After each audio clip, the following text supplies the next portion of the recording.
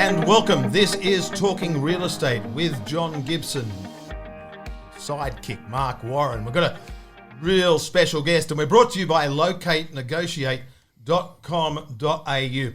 John Roca, our special guest, has worked in the Australian automotive industry for over 30 years at retail and corporate senior levels, delivering record results in both sectors, representing brands and products such as Holden, Ford, Mercedes-Benz, BMW, Mini, Toyota and Lexus Australia. He was the CEO of Lexus Australia. A strong passion and understanding of the motor vehicle industry. An understatement. JR has advised many organisations, Gibbo, outside the automotive industry, Westpac, ANZ, OPSM, Tower Insurance, and the list goes on and on, as well as Lexus affiliates in Asia, the USA, Europe, New Zealand, the Middle East, and the need to encourage a customer-centric culture within business and develop strong processes in order to deliver benchmark results. Today, John Roca's passion is to deliver industry-leading results for his businesses, Sydney City Lexus and Sydney City Toyota, as well as delivering keynote speeches and presentations left, right and centre, based in and around that culture, customer service and sales processes. 9 Radio's go-to man when we talk all things automotive, if and where possible. And Roca believes, and I know that we had a chat downstairs, Gibbo, a company's success comes from the willingness and culture of its people to anticipate their customers' needs and to deliver a promise as opposed to promising to deliver. It's a subtle difference that can only be achieved by teams that truly care about each other and their customers. You can't exist with one and not the other. All this, John, from a kid that came here as a 6-year-old without any English, a migrant background, helped shape his drive, work ethic and persistence to succeed. How we go there, John Roca, John Gibson. Welcome, as I said before, Talking Real Estate, John Gibson and John Roca, Mark Warren. Thank you, Mark. That's quite an intro. I might use that as my resume. I think that'd be a good one. John, Holla. Thanks for having me. Shall I say holla, John? Just tapping into your heritage there.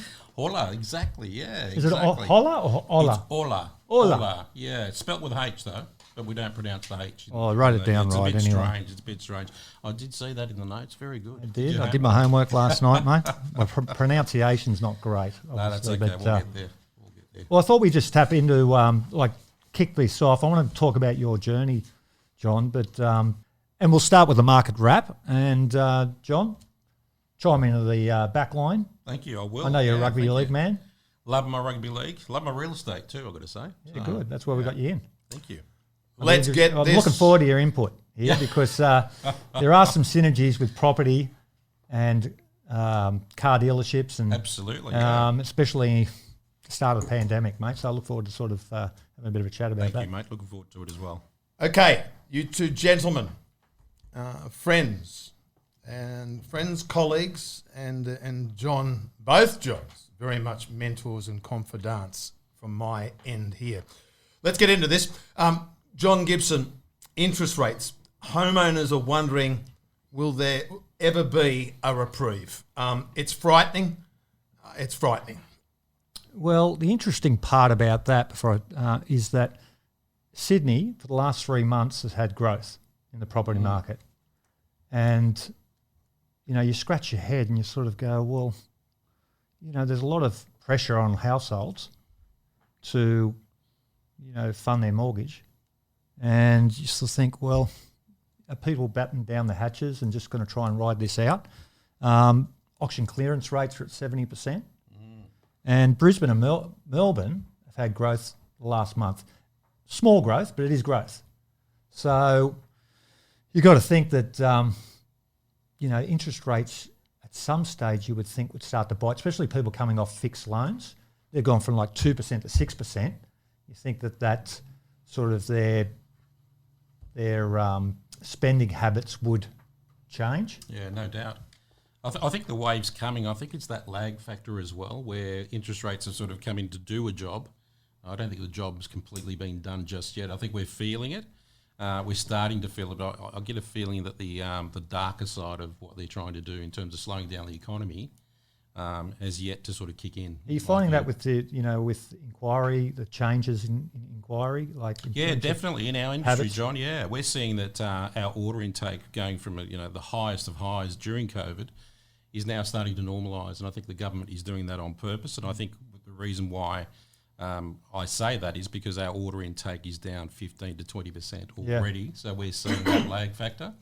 You were talking about synergies about real estate and cars. It's interesting because after you buy a new house, your next purchase is not a big plasma television. It's actually a car. Really? That's what statistics tell us. Yeah, so it's quite interesting. So I think you'll find that we're probably the leader in terms of slowdown before the housing market is what I've always found in history as well. So once you see us slowing down, you might see an effect. Yeah, and it says in terms of inflation, we're travelling at about 7.4%. Yeah. Ideally, the Reserve Bank wanted sort of 2 to 3%.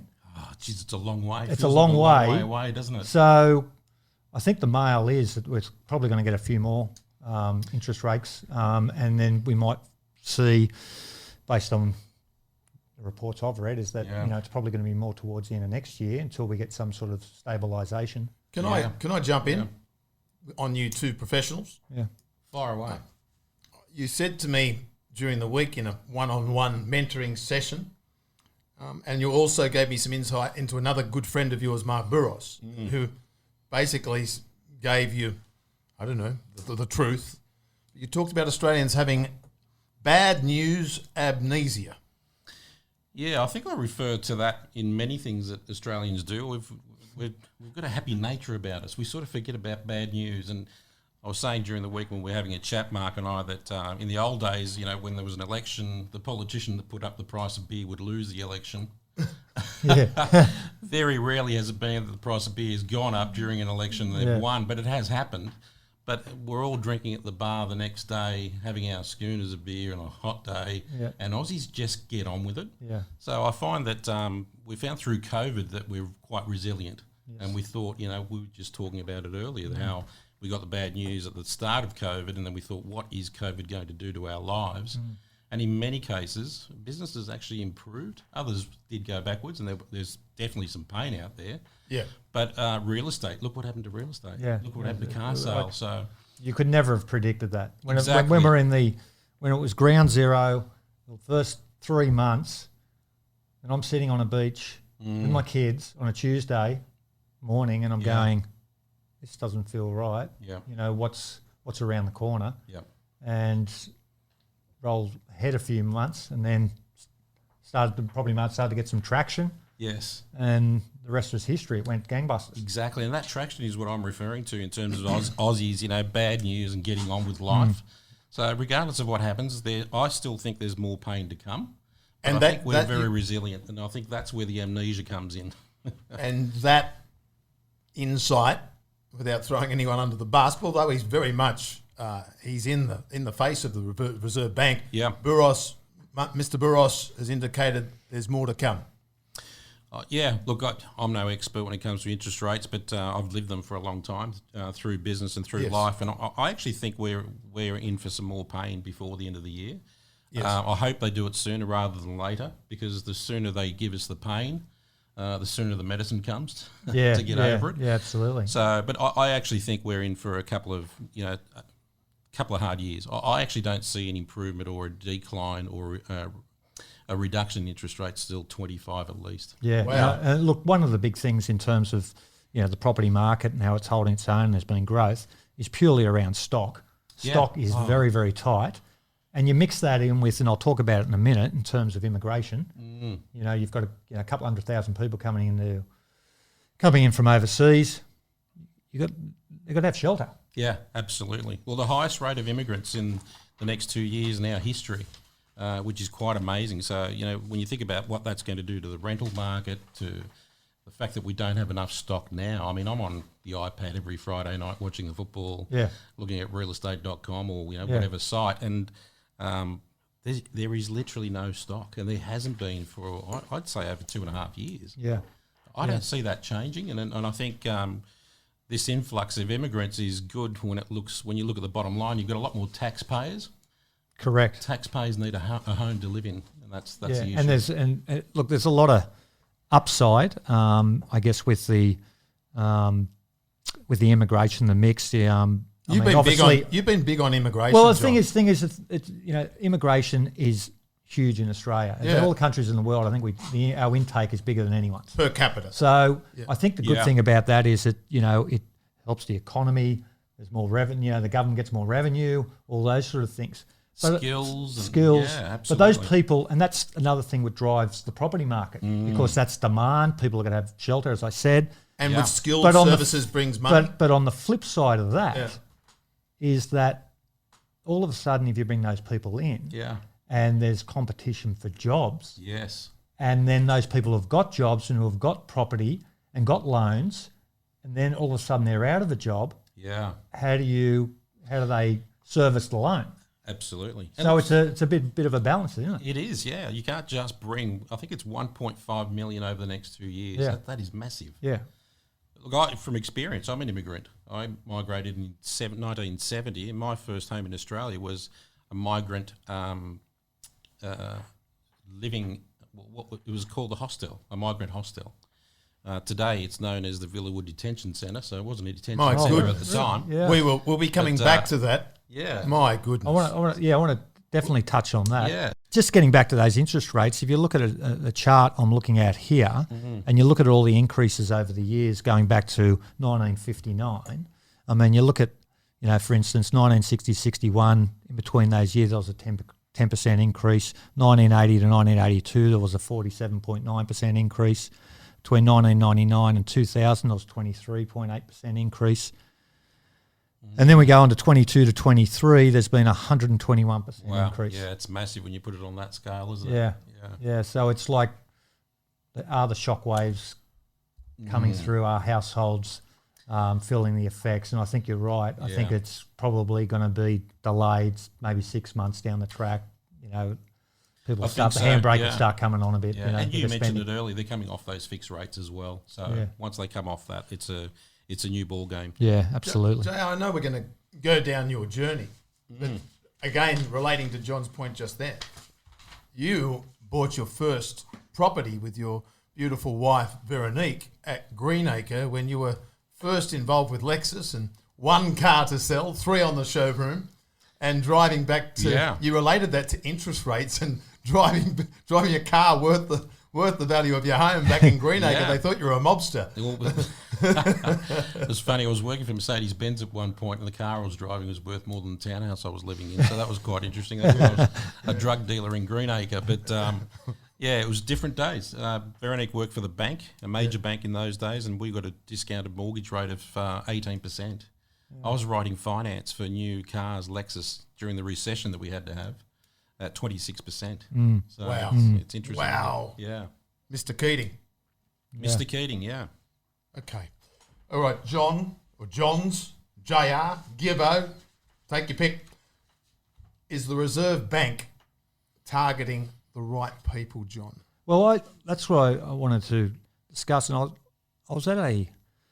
was sitting around a table the other day, and it was some people from different walks of life, and accountants, financial planners, and those sort of people, and just having a chat. And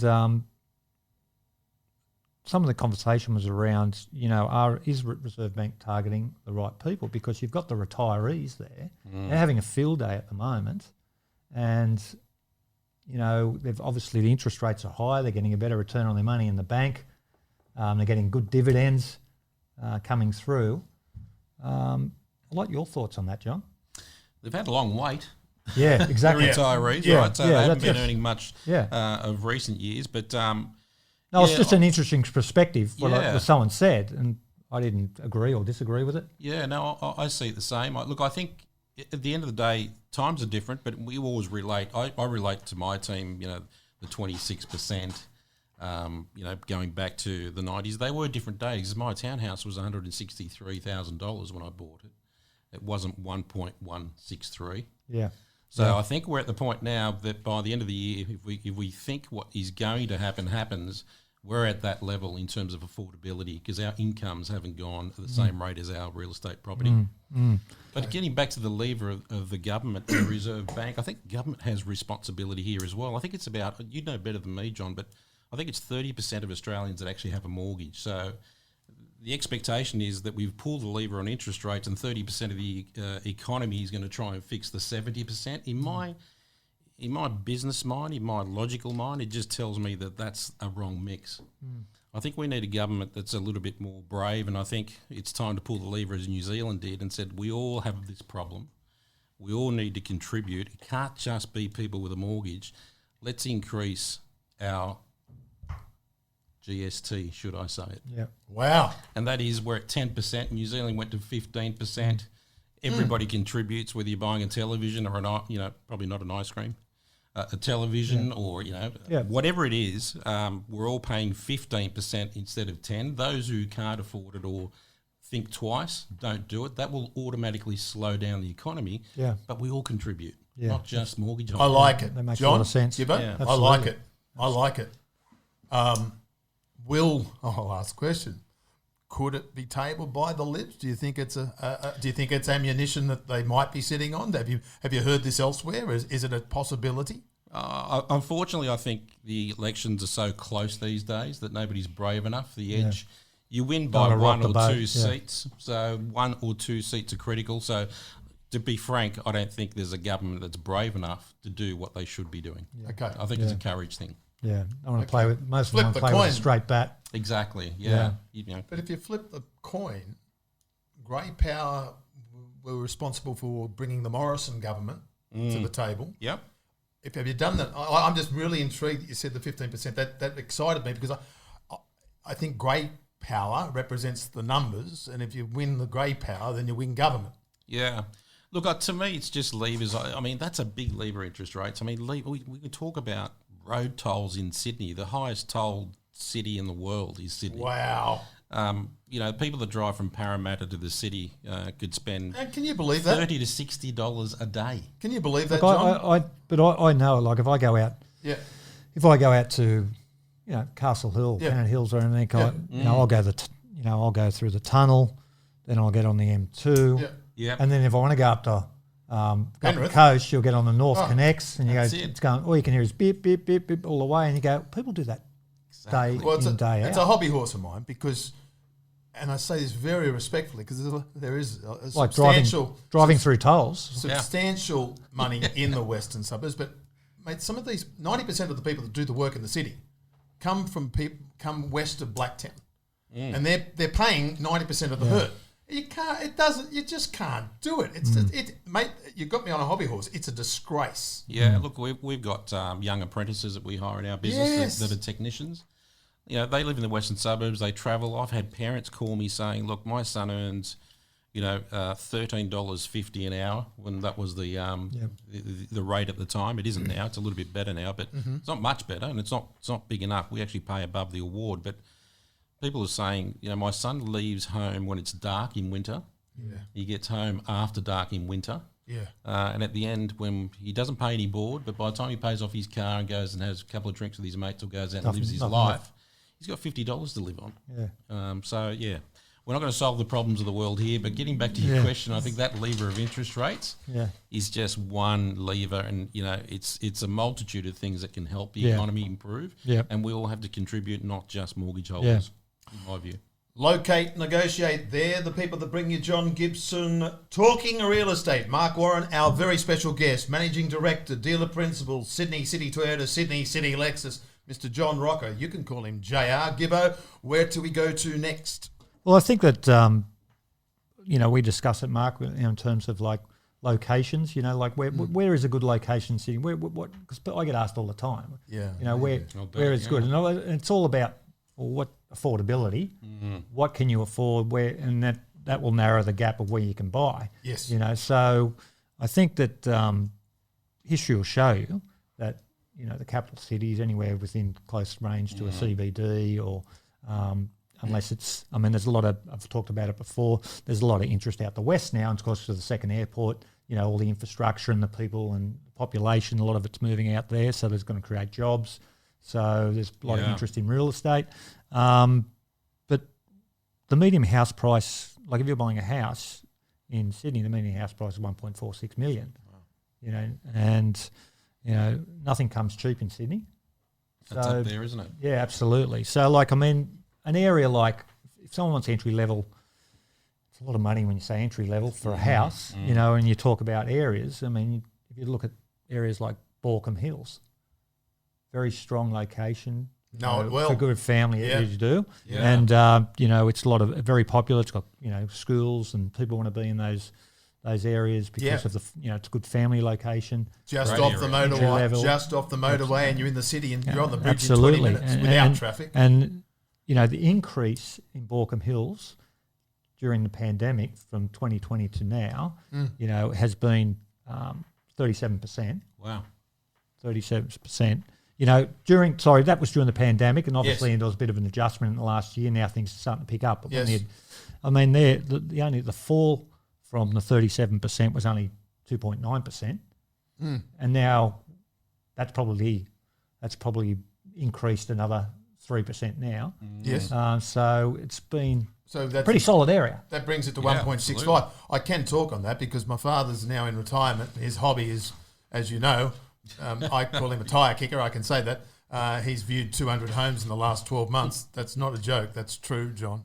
Yeah. The agents around the Hills District run from RABs, unless they're doing it for a marketing exercise and they think it might help them in that regard. But he's going to auctions religiously before the first at Randwick.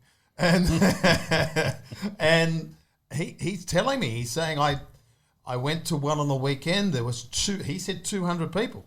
He said 200 people. 1.8 was the guide. It went under the hammer at 2.5. Wow. 700 above reserve. Yeah, that's huge. 700 above, that's Castle Hill. Yeah. Which I believe, and I heard the same as you, some very good industry experts, not with your knowledge, obviously, but they're saying that area, the Hills District, is going north. Can I ask you a question on that one, John? Yeah. That's a good example. Something I prepared earlier. When that happens, and you're, as an agent, you're saying the guide's 1.8 and it finishes at 2.5, do you have any idea at that time, or does that surprise you as much as the buyer? I think the biggest problem with anyone looking in the marketplace at the moment is that what is the price? No. When they go in and they get a price guide from the agent. Right. Now, some agents will be fairly upfront and tell you what the realistic is, and some will sort of underplay it a bit. You slowly wind the people in, get them invested, and then want them to turn up and bid on the day. It's tricky. But when I go and look at a property, I do my own DD. I'll work that out. I might ask them the question where it thinks, but I'll go and do my own homework and go, no, he's saying it's worth 1.5. I'm thinking in my head, based on what I've done, it's worth 1.8. Yeah, got it. You know, realistically. So then if I've got a client, I can give them the right information. We can rule it in and rule it out. So we're not wasting anyone's time. Yeah, we can get on with the job and give them the right information. Yeah, so great. I think that that's like especially so you create time management. You have an analogy to create your own buyer's guide.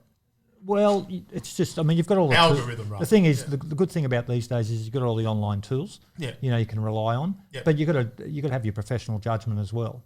You go through and you work out, you know, is it not only a good street or is it a good house? Is, you know, it's got good bones to it. You know, it faces the right way. Is it a level block? Is it, you know, sloping? Yeah. Pros and cons of the house, and then you form a professional opinion. And you get that by doing years of, you know what it's like. You get an idea. I think people underplay the value of a good agent or somebody in your industry like yourself, good reputation, knows what they're doing. You've got the experience. You've got the runs under the board who can be guided. Whereas, you know, you can get the slick suit salesperson coming in from real estate telling you everything you want to hear. Yeah. And then it goes the other way. You're sort of disappointed the other way. So I think the expectation of a client is one thing in terms of they've always got a number in their head of what they think their house is worth. It's like their car. It's always worth more than we think it is in most cases. But it takes a little bit of courage and experience to be able to talk to a vendor and say, look, I think your house is worth this if you want it sold. Yes. If you want it advertised, we can advertise it for that. Yeah. But if you want it sold, it's this price. And I think people underplay the value of an agent in that role. Yeah, absolutely. Okay. Gibbo, where do we move next? Well, I was just having a look at the Heron Todd White property clock, which I look at a lot of reports. They bring out a monthly report and just give the state of the market in a snapshot. Whether it's declining market, bottom of the market, or a rising market. Yeah. Now, most of when you look at the Sydney market, they've got that as approaching the bottom of the market, which is interesting because, and that's with units as well. But that's the interesting part about that is that you go, well, bottom of the market, but what I'm seeing, it seems quite robust at the moment. So what's the top of the market? And a lot of people ask me, John, in regards to, well, it's not at the bottom of the market. It's should we be hanging off? I said, what, do you want to get involved in competing against the masses again? And then it's robust and it's like, everyone's got fear of missing out and this sort of stuff. If you're ready to go. And it's a long-term proposition as well. It's not something you're going to sell in 2 years' time. But you're going to ride the waves of ups and downs. That's going to be that involved. Yeah. But even the experts, the guys have been in it, sophisticated investors. I mean, in property, they never time it to perfection. No. So if you're ready to go, you've got your finance approved. And one of the things I'm finding at the moment is that people who have got finance approved right now want to get it. Something, they want to get locked and loaded into something because if it expires, their ability to get the same amount of money has diminished because interest rates have gone up. The banks are going, no, we can't lend you 1 million now. We can only lend you 950. Exactly. People don't realise that. About that. And then the market is going up. Even if it might be in small increments. Yeah. And it's this, and the gap gets wider. Yes. So people are sort of panicking. So it's. Like in some instances, you think the market's on a knife's edge. It could fall either way. I think there's a bit to play out, but if it's got a long-term approach with property, it will not go wrong in Sydney. Totally agree. Gibbo, the commercial property, it's still performing well. Yeah, well, I think if you look, a lot of owner-occupiers, that's driving it. The prices. There's a lot of demand from owner-occupiers. Mm-hmm. If people chasing yield, it's difficult to get the return at the moment. So. The stock is like resi. It is low. We do a lot of acquisitions on the commercial side of things, and but at the moment, if an investor is chasing yield, a good return, it's tough. They're paying more in interest, and the return's been diminished, compressed. It's whether you lock in, and then when times are good again, and then you can start putting up the rent later on, and try and get the bit. But the owner-occupier demand is quite high at the moment. Okay, well done. Great market wrap. And John Roca, you chimed into the back line like Turbo Tom Trebojevic. Well done. And he's a seagull. Let's declare he's a seagull. On the other side of this break, talking real estate with John Gibson, our special guest, John Roca, and Locate Negotiate, buyer's agent, seller's advocacy, commercial leasing, and tenant representation, commercial tenant representation. You go to the market leaders. You go to locatenegotiate.com.au, or as John Roca would say, you just search. You search, locate, negotiate. And we'll be back on the other side of this, and we're going for a trip with John Roca. LocateNegotiate.com.au Property Advisors. John Gibson's Locate Negotiate, buyer's agent, seller's advocacy, consultancy and research service, tenant and business representation. You simply go to locatenegotiate.com.au. This is Talking Real Estate with John Gibson. Our special guest is Managing Director and dealer principal, Sydney City Toyota, Sydney City Lexus, a dear friend and mentor, John Roca. Spanish-born, a migrant. Can you run us through those early days and why Australia? My father tells me that it's because things weren't too good in Spain at the time. So we left Spain when I was 3, migrated to Germany. We lived there for a couple of years, but the plan was always to come to Australia. Why Australia? Dad thought that was the best opportunity for us as a family. Yeah.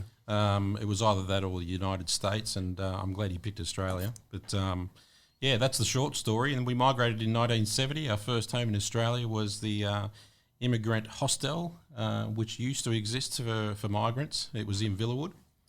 And My we goodness. lived there for 12 months. So the government in those days, we were talking earlier about immigrants and migration, and the government would actually put up housing. So they were like unit blocks, if you like. But Have you got vivid memories of? Oh, absolutely, as if it was yesterday. How old were you when you came out?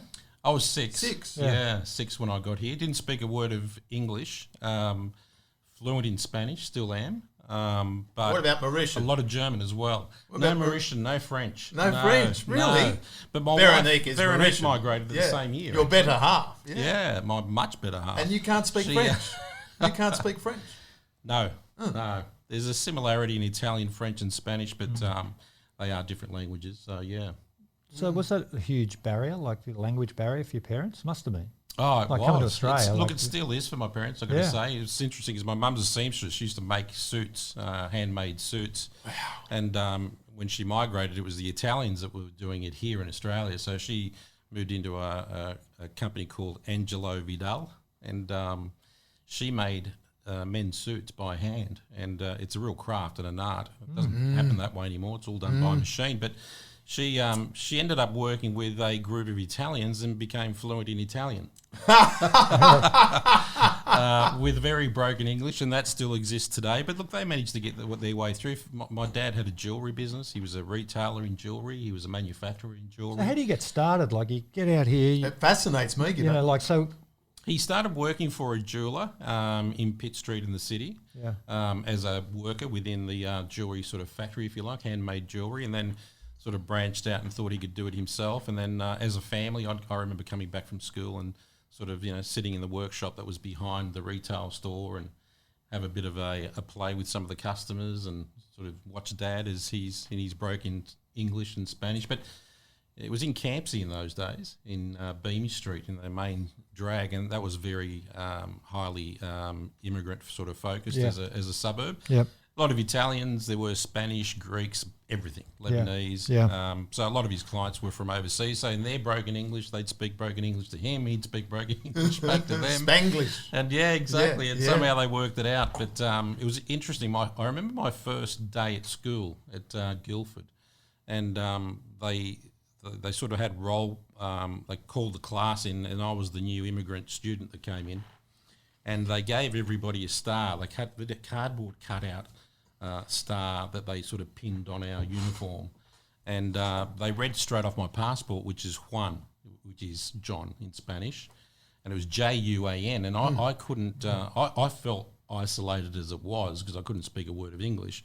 But then I'd look around and try and match the letters. I was looking for somebody else that was a Juan that I could relate to. Yeah. And there was no Juan there, right? Yeah. If you pardon the pun. And then I remember a teacher coming back a week later and saying, hey, we're going to take that off you and we're going to give you a new one. And it was John.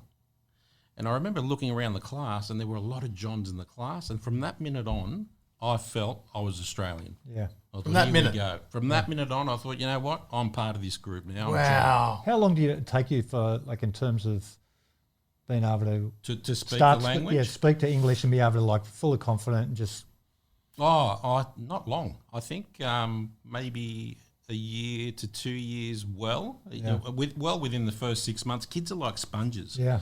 I find so. I took it up very, very quickly, and as you can see, I've got no accent as well. My sister's 3 years Sound older. very, very ockerish. Yeah, I do. Not They Ocker. He's tell me, very I'm an well. Ocker. He's articulate and Yeah, well. and all those sort of things, but like an Aussie. But my sister is 3 years older, and she's got a slight accent. You can't pick it most of the time, but it's there. When did you lose the accent? Yeah. When did you lose the accent? Oh, probably within 5 years, I'd say. Wow. Yeah. Yeah. Yeah. You sort of don't think about that. I'm not really sure, to be honest. But Yeah. Because people Yeah. are here, people have been here 30, 40 years Yeah. and they still sound like Poms. Yeah, but a lot of them are, come out Yeah. Later. 20s and 30s. And, Yeah. it was an interesting life, I've got to tell you, as an immigrant, because the where we were living, kitchens didn't exist, so you weren't allowed to cook. They had like mess tents. Remember, you used to watch the old army shows with those round Mash. mash with those sort of Yeah. semi-round. Yeah. So they used to basically cook breakfast, lunch, and dinner in those mess tents. And because we were all immigrants, the food was Australian. So you'd have toast with baked beans, all that sort of stuff. and the immigrants hated it. So everybody bought a small stove illegally. And you could smell Lebanese food. Wow. The Greeks were cooking Greek food. My father was cooking paellas. Oh. Right, so all these smells coming out of these places, and nobody was going to the mess tents to eat the Aussie stuff. Yeah, I can imagine. Yeah. Because they thought it was the wrong thing, but the meat was really good. Yeah. Right, so beef in Australia, obviously the best. And they liked that part of it. But yeah, it was really, really interesting. And I remember being given clothes by government as well, and Vinnies and Salvos used to come in. And I remember getting this is my story, but being a Manly supporter, I was given a Manly jersey. And I became a Manly supporter. I had no idea what I was given. And then later in life, it didn't take me too long to work out there was rugby league team, and I kept that as my rugby league team. Yeah. Wow. Locked in from that day. That's how it happened, eh? Yeah. Hey? Silvertail. Things you remember. A silvertail out of Silvertail Lakemba. from the hostel in Guildford. So obviously... You spent time in Lakemba as well, didn't you? I did, yeah. I went to school at DLRSL Brothers, St John's there at Lakemba. Yeah, I'm a DLRSL boy. So Sorry, DLRSL boy, yeah. Carrying Bar. That's right, Carrying Bar. That's right. We used to play you guys in rugby league as well. Yeah, and there was the swimming carnivals and the athletic carnivals. And, I think you got us on those, mate, let me tell you. What, the swimming? Swimming, yeah. So fast tracking, you've gone through the schooling, and your dad's a jeweller. Yeah. How do you end up flogging cars? Yeah, interesting story. So I didn't know what I wanted to do. I thought I wanted to be a professional rugby league player. I was a state sprinter, a national sprinter. I was quick. I was playing 5'8" for the Bulldogs, Jersey Flag, SG Ball. Captain of the first 13 at school. So I loved rugby league, and I thought that's what I was going to do. I also loved cars. My hobby was I couldn't afford to buy Wheels magazines, but I could borrow them from the library. So most people would borrow a book. I'd borrow a Wheels magazine. So I'd be looking at my Wheels magazine playing football. I got as far as the Commonwealth Cup in Year 11 for Benilde. We got knocked out of that, and then I thought, that's it, I'm over school. I don't know what I want to do. I didn't tell my parents I was leaving school until after I'd left. And my father said, what do you want to do? And I said, well, I've got no idea. He said, well, you're going to be an apprentice jeweller. So I started at TAFE at Ultimo, and I started my design and drawing, and then didn't get much further than that. Started doing sort of jewellery repairs for my dad's customers, and sort of learning through the workshop through Dad.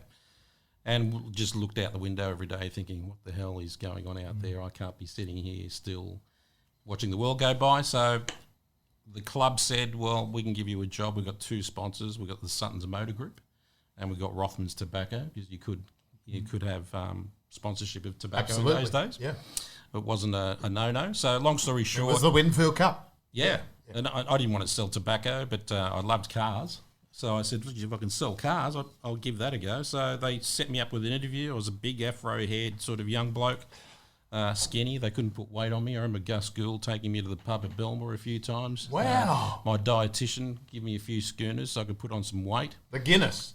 Delivering me home drunk a few times after training. Mum was really rapt about that. And I remember my first interview, my sales manager at Suttons at the time, who became a real mentor for me, a bloke by the name of Peter Norbury, who I still keep in touch with today, still in the car business. He said to me, I remember the club career advisor saying, when you get there, make sure you say something positive when they ask you questions. Honestly, I couldn't get a word in. He was like, this is what we do, da-da-da-da-da. So at the end of it, he said, so what do you think? Do you think you can do it? And I said, this is my time to be positive. And my answer was no. He says, what do you mean? I said, I know I can do it. He says, great, you start tomorrow. I said, I can't, I've got to play football.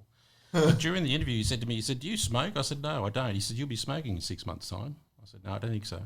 He says, do you have a girlfriend? I said, yeah. He says, do you love her? I said, oh, I think so. He said, you're not going to have her in you're not going to have her in 6 months' time either. So 6 months later, there I was. I quit football. Because that's the thing, because a lot of the hard yards you do as a working a dealership, Saturdays and Sundays. Weekend, 7 day week. Yeah, Monday business. and Tuesday off something. Absolutely. So 7 days a week, and we sold most of our cars on Saturdays and Sundays. I gave away the football.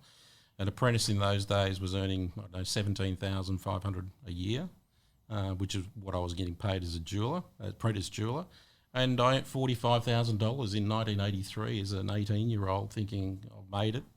And I've never looked back. I've just stayed in the car business since. So just take us through different brands and So I started with Sutton's with Holden, which was very popular at the time. Yeah. So, the Commodores and all that sort of stuff. And then I worked there for 3.5 years, sort of did my apprenticeship, if you like.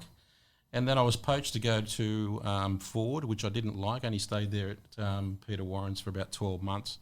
And then my career started progressing. I went over to Toyota, worked through the ranks, became a Toyota sales manager. And then a brand called Lexus that nobody had heard of was launched in 1990 during the recession that we had to have. And a mate of mine went over there as a service manager. He said, we're looking for a salesperson. And I sort of liked getting into prestige. I thought, my next step is prestige cars and market. So I got a job there as a salesperson, which turned out to be 25 years later the business that I own today. But I started there as a salesperson, worked my way through. I got poached by Mercedes-Benz to run a Mercedes-Benz dealership and build a new one at Parramatta for Marshalls for an individual that owned the business. I became the general manager there, and we grew a fantastic business there. And then because I'd left Lexus head office, then we were going through some real turmoil. Lexus, the brand, many people don't know that it was going to be pulled out of Australia because it wasn't successful. It was losing market share and dealers weren't making money. And they reached out to me when I was at Mercedes-Benz and said, look, you're really a good Lexus person when you were with us for 4.5 years. You've been with Mercedes-Benz. Can we have a chat? I ended up being the CEO of Lexus Australia on a 3-year deal. Stayed there for 8 years and said, look, I want to go out and buy myself a dealership. I'm a retail guy. I'm not a corporate guy, although I stayed 8 years. And they asked me to stay another year, which I did. And then they asked me to stay for a year with Toyota. Then I left Toyota after that year. That was 10 years of corporate. And I tried to buy a business called BMW Sydney, which was for sale at the time, but it was owned by the Germans. And it was losing a lot of money. And it was losing about 5.2 million from memory a year for like 5 years in a row. When that business, I was told, wasn't for sale, I thought, well, I'll just dig my heels in, get back into retail. I'll run it as the dealer principal. And we turned that into the best BMW dealership in the Southern Hemisphere. We rebuilt it. How long were you there, John? 5 years. We turned it around to a profit after 6 months, and then never looked back. I think it was making $16 to $18 million when I left. It was incredible. It was a great business. Great people that supported me to turn it into a good business. And then where I am today is an unusual one. My business partner, who's also a great friend of mine, we've always spoken about owning a business together. Wouldn't it be great if we bought something together? And we had a look at a few things, and there were a couple of small dealerships that came up, and my view was they were a little bit too small. I was happy to run a big business. I was running, Lexus nationally, so I wanted something big. So we all spoke about the big one. If the big one comes along, we'll do something. So out of left field, he rings me after not sort of been in contact for 6 months, and he says, JR, it's Andy. Mate, I've got news. We've been offered to tender for the big one. I said, okay, great. I said, what is it? He says, I can't tell you. I've signed a confidentiality agreement, but it's the big one. And my answer was, because I trusted him, and obviously still do, we're great mates, I said, I'm in. If it's the big one, I'm in. So the next day he sends me over the documentation. It turns out to be Sydney City Lexus and Toyota. We pitched with against 4 or 5 other parties, ended up winning it. So that's where I am today, and we've run that business now for 8 years, and it's a very good business. It's a standout business. To succeed and grow, can you just what are the can you just talk us through, because you've obviously taken it over and you've got this successful business. Yeah. And there would have been some highs and lows with that along the journey. Oh, definitely, yeah. Highest of highs and lowest of lows. Yeah. There's very little in between. Obviously, there's been a few more highs for us than there has been lows, but to me, there's no real secret to it. I think one thing is you have to love what you do, and I definitely do that. So I love that. People call me the car person, but I actually see myself more as the people person than the car person. I just love people, and it helps me do what I do.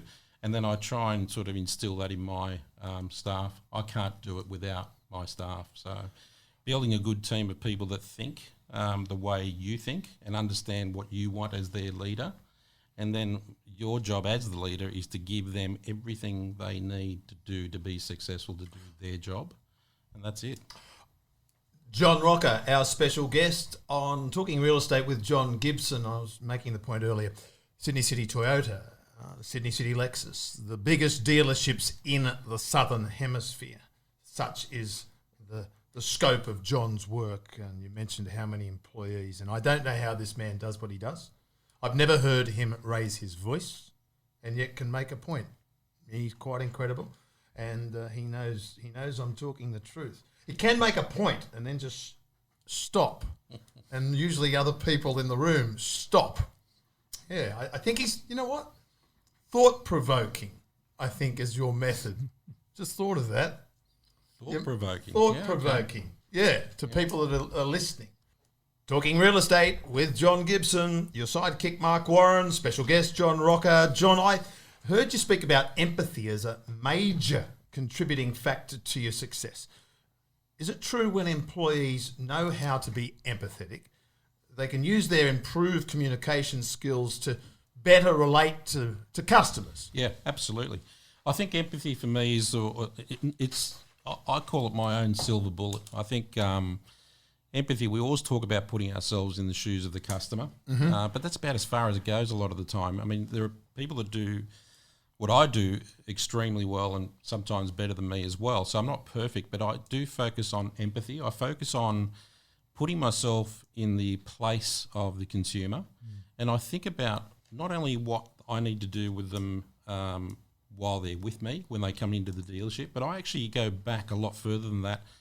And I think a lot about, and we discuss it at work as well, what they've gone through to get themselves to the dealership. The decision making that goes on. So the average person that buys a car thinks about it 12 months before they actually transact. So that's 12 months of history that nobody ever talks about. And that history involves budgeting, discussions, arguments, loans from family members, you name it. Do we buy a wagon? Do we buy an SUV? Does it have to be green? I want white. All the that lease sort of is stuff. expiring. The lease is expiring. What do? We can't. We've got to wait 2 years for a car. The current. So I bring all that into the conversation with my guys and say, when you look at a customer that walks in the door, it doesn't start there. You've got to think about what brought them here in the first place. And then that grows the ability to become empathetic because you have a better understanding and you've thought about what these people have gone through before they walk into a car dealership. And so you walk a mile in their shoes. 12 months before they walk into my dealership, I've walked with them and I've got a real consideration for what they've gone through just to get to that point. Because let's face it, nobody wakes up in the morning and says, you know what? We're going to have a great day today. We're going to go to a car dealership and speak to a car salesperson. Right? Nobody wakes up in the morning and says, wouldn't that be great? Hang on a second. You got some beautiful people to go and have a chat with on a Saturday. What you're saying there, and I've heard a couple of your discussions with other people, and it's sort of like there's a bit of Dale Carnegie about you and your approach in terms of like, you know, make the other person feel important. Yes. And do it sincerely. Yeah. You know, smile, be a good listener, all those sort of things. Very simple, but hard to do. Yeah, it's hard to deliver consistency. That's the problem. So I think intuitive, all salespeople, I don't think there's a bad salesperson in the industry. Let me put it again another way. There isn't a salesperson in the industry that doesn't know what to do and do it well, but the good guys, the top 5%, do it all the time. Yeah, it's just that consistency piece. And I think that's the same thing in sport. I think in business. I think in life, in love. Consistency is something that's really underrated, and that's what I sort of try and drive. That background of what got the customer there, and then that consistency about keeping them on track, meaning my sales team, as to what it is that the customer wants, not what it is that we want to show them. What is their interest? What do they like about their current car? What do they not like about their current car? Taking them for a test drive. I've taken people for a test drive, and I'd say, what did you think of that? And they'd say, yeah, that was good. I said, okay, well, good's not really great, is it? So we might be in the wrong car. Let's try another car. And they end up buying another car. Most salespeople don't go that extra step. Intuitively, they all know that something is going right or wrong. But rather than doing something about it, they'll just say, well, I'll just wait for the next customer to come in and, you know, I'll try my luck with them. Whereas I'm saying to my guys, slow down. You might be able to get them into that. We'll get them into this. Yeah, try something ask different. Another question, you know? You know, I say to my guys, if you sell one car a day, you sell 30 a month on most months. So slow down. Spend the day with them if you have to. but show that empathy. And these guys have worked really hard as customers to get to this point. It's a reward for them, for their hard work, and we need to be empathetic to that. Yeah. You're not running a tin pot operation; it's a large-scale business. It is, yeah, and complex too. Yeah, absolutely. And the importance of having the right people around you, the team mentality approach. Yes. How important is that? Oh, super important. It's what it's all about. I mean, I can't do. I've got 260 staff. I mean, I wouldn't make a dollar if I had to do it on my own. Yeah. So, yeah. you know, my emphasis is on my people. I've got great people that support me and understand me. More importantly, the way I want things done, and we provide training. And I have a leadership team of 5 general managers that report directly to me, who basically specialise in their own lanes, which is quite unusual for our industry. Normally, you have a dealer principal in a dealership, a general manager that runs, you know, service, parts, sales and finance. I've done it differently. I've got a specialist in sales and marketing for Toyota. I've got a specialist for sales in Lexus, and I've got a specialist for parts pre-delivery, and another specialist that does just service. Yeah. So these guys are almost, if we're an Olympic team, I've got the backstroker, the freestyle, butterfly, and these guys are all gold medalists. Yeah. So that helps in the way I've structured it, and then that basically cascades back to them. But I'm very close with these guys. We meet on a regular basis. We have set meetings that are not negotiable, and it's all about cascading that sort of influence from us as the leadership group down. Yeah.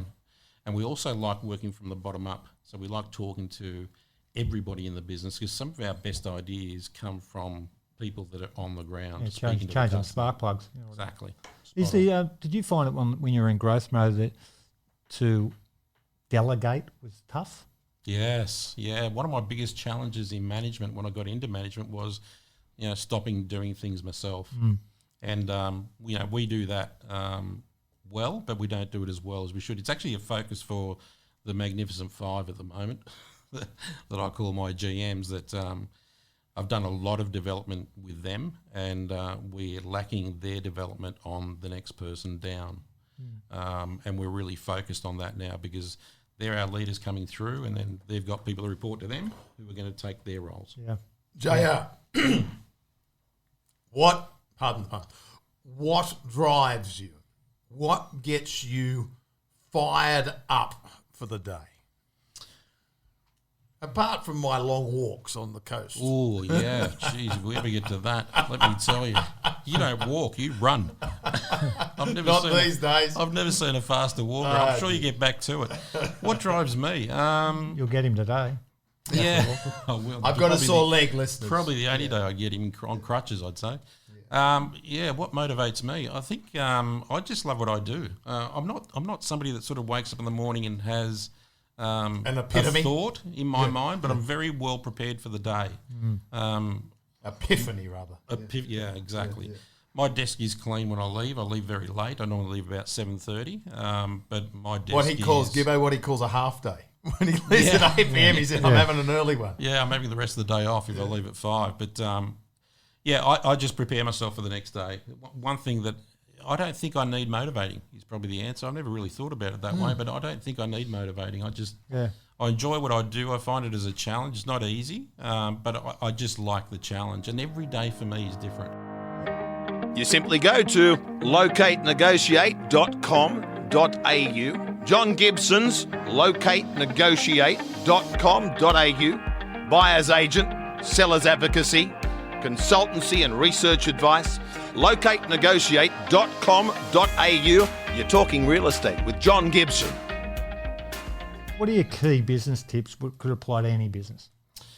Courage would be my number one thing. There are things that we all know, whether you own a bakery or a car dealership or a real estate agency, we all know that there are decisions that need to be made in our businesses today as we're speaking that we have not made. And we haven't made them for particular reasons. And when you drill down, it's because you don't have the courage to make that move. And that could be expansion. Spread your wings, Yep. Yeah. Could be expansion. Or it could be the fact that you're staring at an individual that works for you, should not be there. And the effect that individual is having on everybody else, but you're not making the call. So that would be one. Work hard. There's no real silver bullet to it. It's just work hard, but don't work harder than others. And I say to people, look at the colour of your people's shoes every morning and work your way up from there and look at them in the eye every day. I do a walk around my business every day, and I can tell when people are off. Wow. Yeah, I can tell by... it's not a roll call, is it? No, it's not. It's just me walking around. Just He does. A little He's bit just saying observant. g'day. Yeah, that's good. But I can tell you that a salesperson's out of control by looking at their shoes. My goodness. If they're not polished, either is he or she. Yeah. So I know that. And I'll pull them aside. I walked past a salesperson last week, doing the rounds and saying, "G'day, how you going?" Da-da-da-da. And then I walked past one particular salesperson who actually had his head in his hands. And I did the flyby, and then I sort of reversed and went back. I said, "Mate, what's up with you?" And he said, "I've got 7 deliveries today." He says, "and it's doing my head in." He says, "I just don't know how I'm going to get through the day." I said, "Mate, it's okay." I said, "You're just suffering from amnesia." And he looks at me as if I had 3 heads. He said, "What do you mean suffering from amnesia?" I said, "Mate, we had this conversation 3 months ago, and you didn't have a car to deliver because you couldn't get any stock.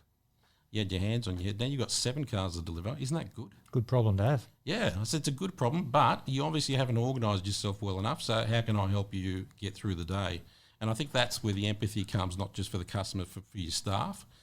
He feels that through me, and then he delivers that to my customer. Yeah, yeah. Yeah. So I would say preparation and courage. And shoes. And You shoes. you remind me of that's not an old wives' tale, my nana, our grandparents. I think also my mum, to a certain extent, you very much take note of a person's shoes. Absolutely. Yeah. And yours absolutely. are well polished, by the way. Yeah. The Polish RMs. them every morning. It's my routine. Yeah. You got a lot of departments, obviously, at your dealership, and the key one is the sales department. Can I ask you this: are top salespeople born or made? Definitely made. Yeah. I think a lot of people think that salespeople are natural salespeople. They're not. I actually think I think the sale is actually leaving every industry.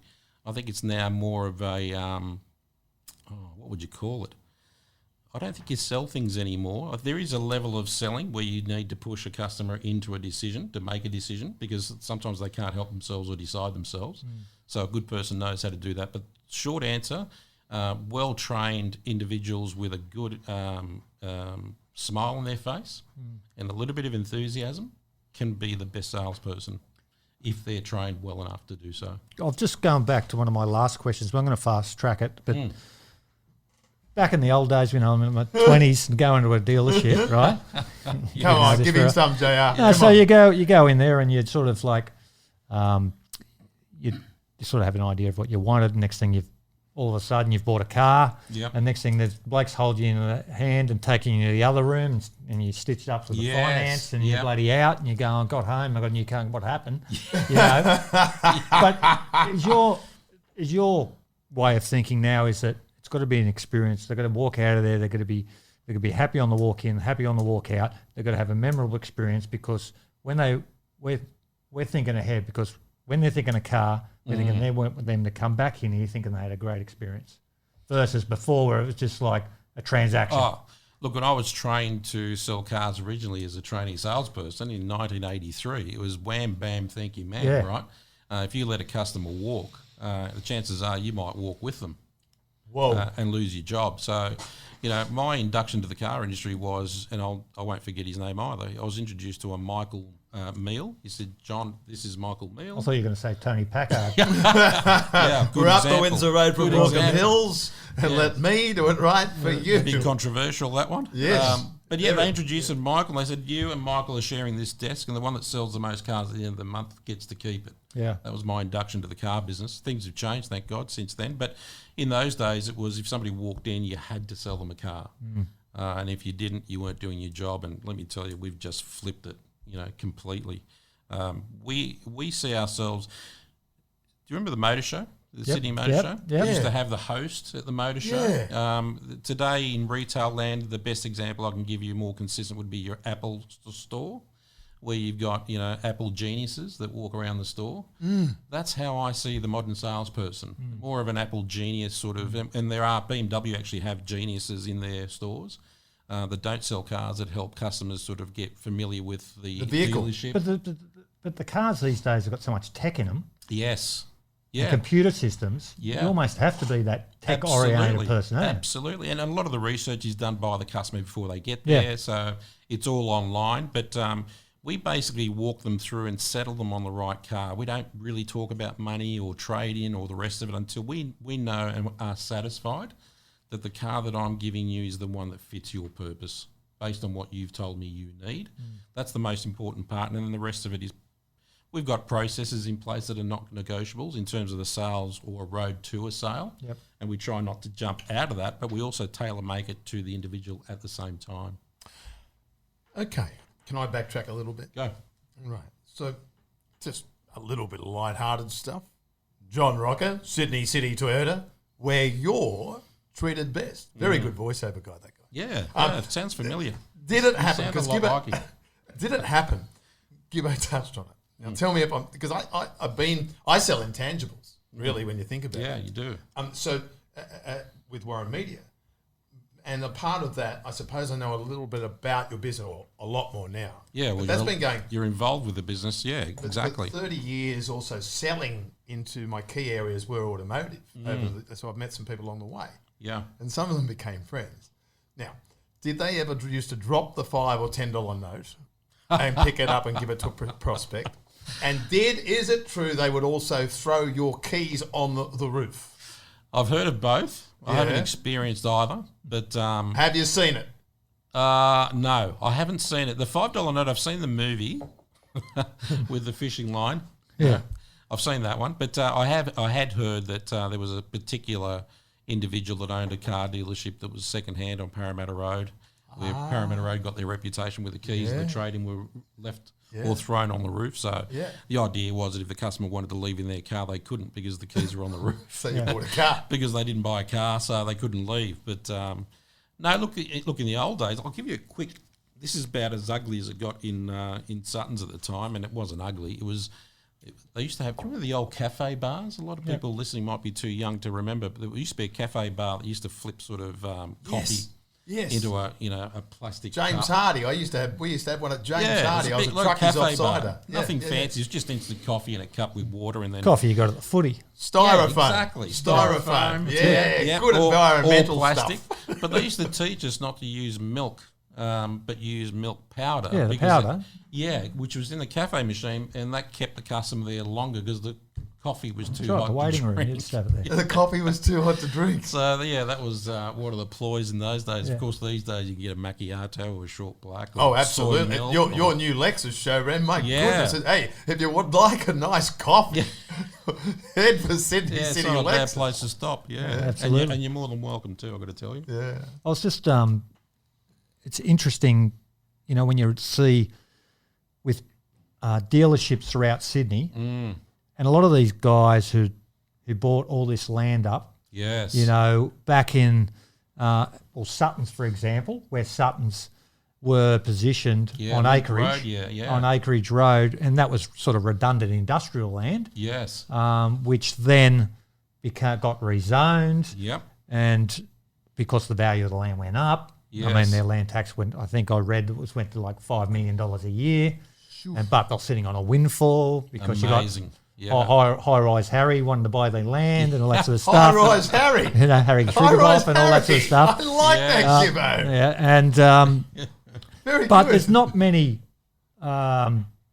dealerships where they're in that sort of 5K radius of the CBD, really. No, they're sort there of diminishing, aren't. aren't they? Yeah, oh, absolutely. And then look, the thing is, Because that- land costs and everything like that. absolutely, mate. If you look at the future of car dealerships, 90% of our inquiry comes through the internet. Yeah. So we could be in a back street. Correct. That was my next thing. Spot on. And Do you need that? The old one was good exposure, Exactly. bang. People want to drive in, Yes. go and have a look at a car, but that's thing of the past. Really, Well, really. come on, John. You've got a fair location. It's If you a go great there, location. If you go there, peek out the corner on Burke Street, there's a good chance you're going to see the place. Oh, Yeah. you won't miss it driving past it. Yeah, no doubt. And let me tell you, Harry's knocked on the door a few times. But, Oh, really? Oh, yeah. Well, Harry used to own it. And it was Toyota Motor Corporation that bought it from Harry. And then the minute he found out we bought it, he basically invited me to lunch and said, I want my building back. Yeah. They were his exact words. So, but to answer your question, you don't need to. We could be in a back street in Alexandria, build something for half the price or less, better than what we have, and be as successful. Now, as we've seen probably over the years, like even with the showrooms, when you go back, 20, 30 years ago, they weren't extravagant showrooms. No.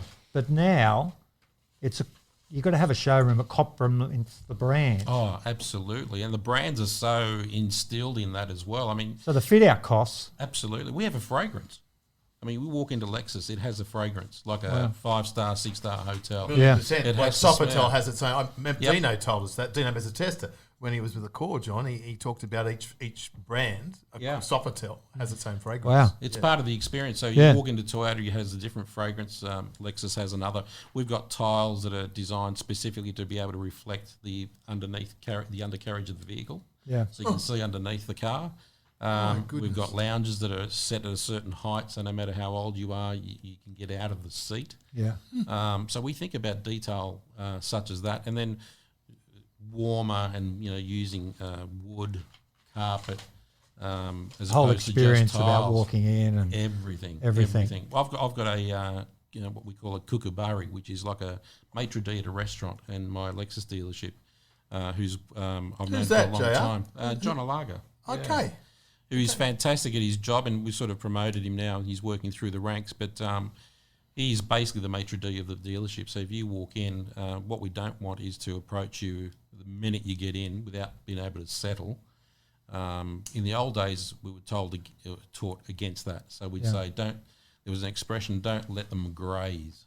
Don't let the customer graze. yes. Jump on them, sell them a car, wham, bam, thank you, ma'am. Yeah. Well, we're doing the opposite now. We're welcoming them. The place smells good, it looks good. We offer them refreshments. We invite them to have a browse around, knowing that we've got them under control in terms of we know you're here. Yeah. We'll give you a moment to browse. If you don't want to do that, I can call somebody straight away. But it's all about that empathetic feeling and thought and process, and then give the customer what they want as individuals. So it's a combination. They're all the 1%ers. Yeah. The tiles, the smell, the coffee, the service. They're all the 1%ers that add up to a really good experience for the customer. When are we going full electric? We're going to go through a fad called full electric. It will be a fad, in my view. Others may differ. Hydrogen? In opinion. Spot on, mate. That's the end game. We'll end up with hydrogen cars. You'll drive back to your fuel station as you used to with your petrol car, and in 3 minutes you'll fill your car with hydrogen and away you go. Hydrogen is electric as well, so there's a battery in the hydrogen car that produces that hydrogen for the vehicle to run, but that's the end game. So we're going to go through. I had an interesting conversation with somebody yesterday, and he said, we're going electric, everything's going to be electric. And where we were sitting, there's a building across the road from me with 360 units in it. I said, do you see that building there? I said, the government wants us to go full electric by 2030 or 50. There's 300 apartments there. There's 110 parking spots. So how do you think they're going to go? They all drive a car. Yeah. So that's not possible in that building. And I don't know if you've had a look around, but buildings like that one exist all over Sydney. Yes. Yeah. Yeah. So it's just not possible. It's not going to happen. It will change, but at the moment, it is an interesting stat. Last year, Australia sold more V8s, those big Rams trucks, and everything. more V8s than electric cars. Yeah. Wow. So we still like Chasing petrol Don't worry, stations. I've got a Sahara Land There you Cruiser. go. So the thing is that there was huge controversy, going from a V8 to a V6. Yes. But obviously they're getting more out of turbos now these days. Exactly. So it's Yeah, welcome to the car program. Yeah. It's All more things fuel- automotive more with John fuel Roca. efficient. 873 2GB. Bring back the old days. But yeah, look, I think it's a fad. It's not a bad fad. I'm actually driving an electric car today, and I've been in it for a week because I I wanted think to the hybrids are experience. sort of where it's at the moment. Hybrid is hybrid. I mean, if you're not buying hybrid Brilliant. today, Yeah. Brilliant. that's you're buying the RAV4 wrong Cruiser. car. Yeah, RAV4 exactly. Cruiser. Great example. Oh, what a feeling. Are you happy with that one? Oh, man. Best thing I've ever done. But I've been driving an electric car because With a I want to vehicle. experience life in an electric car, and I've got to tell you, it's not as difficult as people think it is in terms of charging. Don't feel like you're driving a golf buggy or anything? It's probably the fastest and not probably. I keep telling my guys that it's the best Lexus I've ever driven. Yeah. And it's electric, which to me, I never thought those words would come out of my mouth, but it's a fantastic car. And I charge it twice a week. And it's not that complicated. It's quite interesting. Yeah. And the power and just the drive of the car is amazing. But I think Toyota and Lexus have the right philosophy, and that is that there are people that like diesels and won't change. There are people that like V8s, V6s, manuals, autos, electric, hybrid. Why not build a car for all of them? And I think smart car manufacturers won't put all their eggs in the electric basket. And I think having that, we talked about empathy and giving the customers what they want. Why should every car be electric? Some people want to drive a V8. Some people want to drive a diesel. And I think Toyota, in their wisdom, and they haven't failed for many, many years, being number one, have got it right in terms of balance. I want to ask you quickly, Yeah. where was your first house you bought? I bought a 3-bedroom townhouse in Greenacre from an old school friend of mine that was in real estate.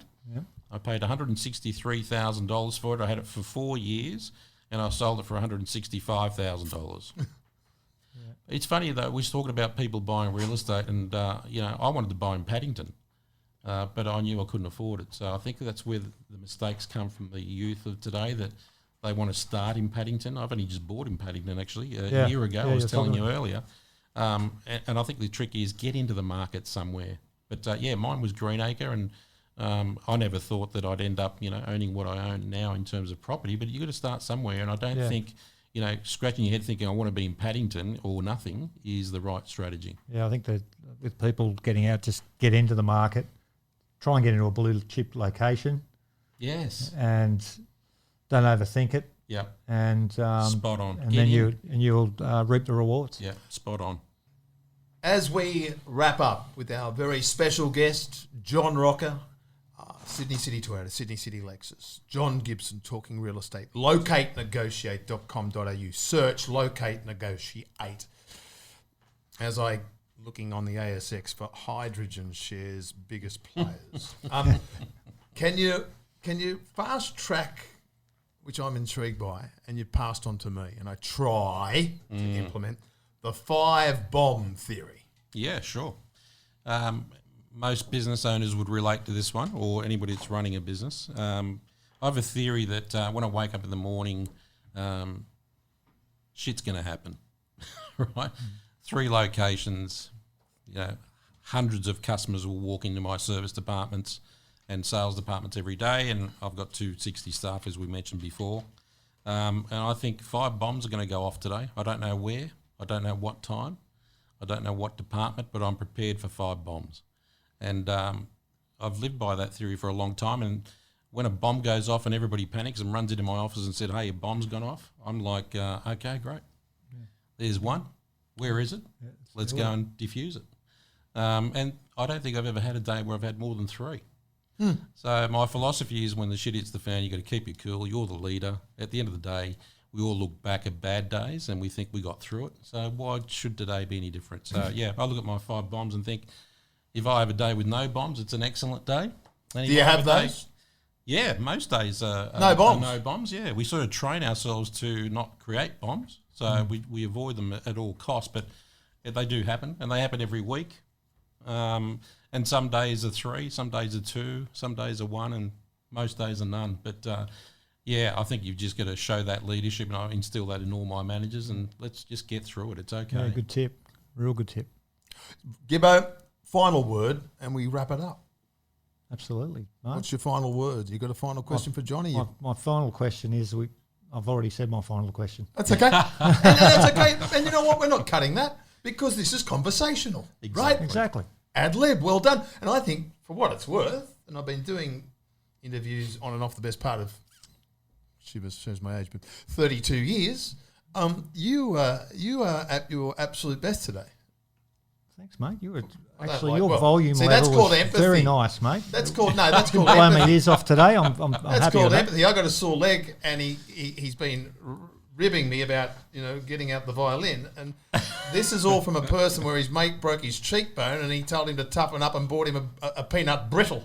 Anyway, That's John. That's Gibbo. Not empathy is a word that he's looking for in the dictionary.